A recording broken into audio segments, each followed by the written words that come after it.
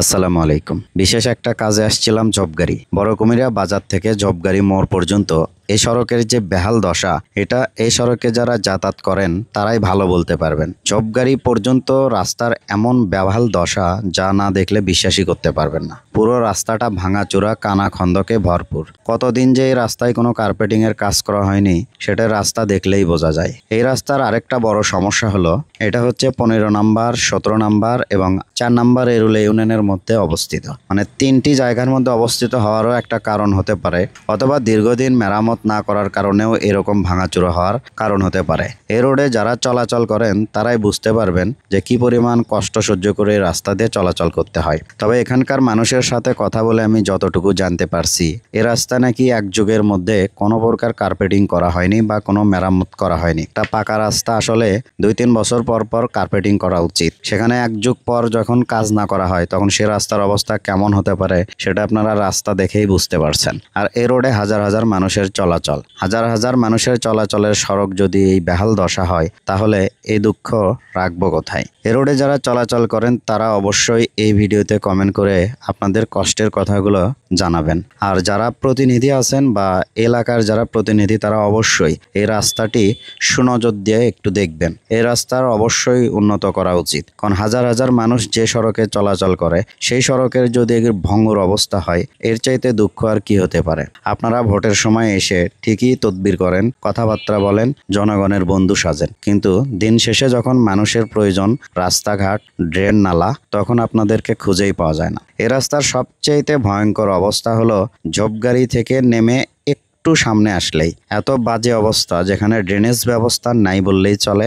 Drain যেটা আছে বাড়ির ড্রেনের মতো, যেটা আসলে পাবলিক ড্রেন এত ছোট হতেই পারে না। এটাই হচ্ছে সেই জায়গা যেখানে নদীর মতো হয়ে আছে। কোনো প্রকার অসাবধানতামূলক গাড়ি চালালে এখানে বড় ধরনের দুর্ঘটনা কিন্তু ঘটতে পারে। এই রাস্তার সবচেয়ে ভয়ঙ্কর যে জায়গা সেটা হচ্ছে এই জায়গাটা।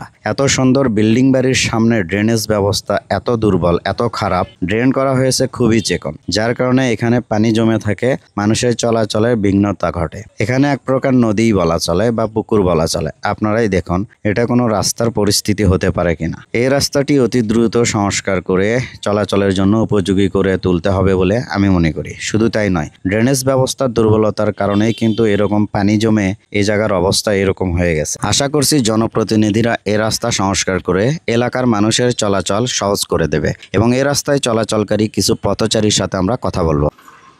ভাই আর কি বলবো বলেন, আজ প্রায় বছর 2-3 যাবত এই অবস্থায় দেখতেছেন, এই অবস্থায় আছে। 2 বছর হলে পানি বেশি জমতেছে, তার আগে আরও বেশি ছিল। এর চাইতে আরও মনে করেন যে যখন খরা নাই, বর্ষা নাই, যখন তখন যে কোনো সময় এই অবস্থা, মানে এই খরার সময় পানি আসে। এই অবস্থায় এগুলো আশেপাশে বাড়ি থেকে আছে, ড্রেনগুলো পরিষ্কার নাই, হয়তো ড্রেন আপনার আপনাদের এলাকার জনপ্রতিনিধি এই বিষয়ে কখনো কি কোনো পদক্ষেপ নিয়েছে বা আপনারা চেষ্টা করছেন? অনেকজনই চেষ্টা করছে, তারপরে এখন হয়নি। তারপরে কমিশনাররা আসে দেখে যায়। এটা কয় নাম্বার ওয়ার্ডের মধ্যে পড়ে? এটা 17 নম্বর ওয়ার্ডের মধ্যে। 17 নম্বর ওয়ার্ড। রাস্তাটা এমন হয়েছে 2 ভাগে আছে। ওই ইউনিয়নের মধ্যেও আছে। সাকোটা ওয়ার্ড থেকে আপনার বড় কুমড়া পর্যন্ত 15 নম্বর ওয়ার্ড। তো 15 আর 17 মধ্যে পড়ে গেছে, যার কারণে আবার ওই মোড়ে থেকে আসছে আপনার ইউনিয়ন। আচ্ছা, এখন এমন হয়ে গেছে রাস্তা হয়ে গেছে ড্রেন, আর ড্রেন হয়ে গেছে রাস্তা। আমি অটো চালাই। এটা প্রতিকার করবে গেলে গ্রামের লোকেরও দরকার আছে, আপনার নেতা খেতারও দরকার আছে। অনেক সময় যে ড্রেনের জন্য সমস্যা হয়, তারপরে আপনাদের পানি জমে থাকে, যার জন্য রাস্তা নষ্ট। আপনি চালাতে সমস্যা হয়, বেশ কয়েকটা গাড়ি উল্টেও গেছে, ভাঙ্গেও যায়। দৈনিক মনে করেন যে কতদিন যাবত এই সমস্যা? এটা আপনার প্রায় 10-12 বছর ধরে এই অবস্থা। যদি আপনার কাউন্সিলর সাহেবও জানে, মেয়র সাহেবও জানে, সবাই জানে। এখন কাজ হচ্ছে না, তারা যেন কি আসে দেখে যায়, মাপেও গেছে। আবার হচ্ছিল যদি আপনার মাসুদ কমিশনার ওই মাপে গেছে, মাপে যা করছে ভাই কুরবানির পরেই কাজ শুরু হওয়ার কথা, কিন্তু এখন কতদিন আগে বলছিল? এই আপনার মাস 2 আগে, কুরবানির আগে। চাচ্ছি দ্রুত সমস্যা সমাধান হোক, আমাদের যাতায়াত মানে ভালো হোক, আমরা যাতে ভালোভাবে যাতায়াত করতে। এখন আমরা চাচ্ছি দ্রুত ভালো হোক, ভালো হলে আমাদের সুবিধা। আর রাস্তাটা করবে গেলে মনে করেন যে একটু উঁচা করলে যাতে পানিটা যাতে না বাজে, আর এই ড্রেনের জন্যই বেশি সমস্যা।